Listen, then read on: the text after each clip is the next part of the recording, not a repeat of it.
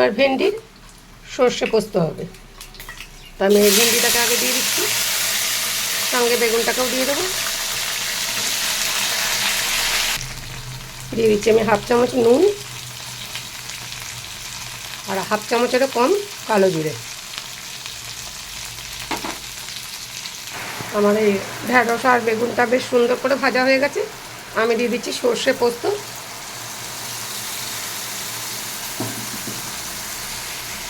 সর্ষে পোস্তটা বাটা দেওয়া হয়েছে, দিয়ে দিচ্ছি একটুখানি জল।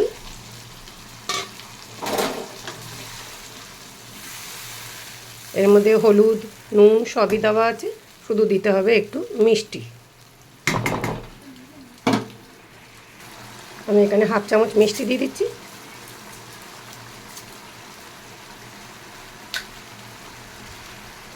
বেগুনের সর্ষে পোস্তটা হয়ে গেছে আমার। আমি দিয়ে দিচ্ছি একটু কাঁচা তেল, এতে গন্ধটা ভালো আসবে, খেতেও সুন্দর লাগবে। আমি এটাকে নামিয়ে দেবো এখন।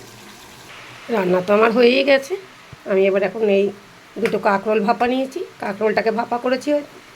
আমি আগে কাঁকরোলটাকে সেদ্ধ করে নিয়েছি, নারকেল সর্ষে পোস্ত এই সব কিছু দিয়ে মেখে আমি এটাকে ভেজেছি। আর এখানে তো সর্ষে পোস্ত দিয়ে বেগুন দিয়ে ঢেঁড়স দিয়ে করেছি। গরম গরম ভাতের সঙ্গে জমে যাবে ভাই, যাই বলো তাই বলো।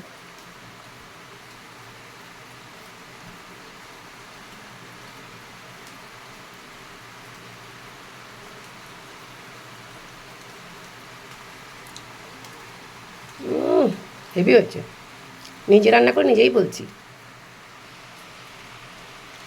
তা যদি ভালো লাগে আমার এই ভিডিও দেখে, তাহলে একটা লাইক কমেন্ট শেয়ার করে দেবেন। আমার ইউটিউব চ্যানেলটাকে ফলোয়ার্স করে নেবেন।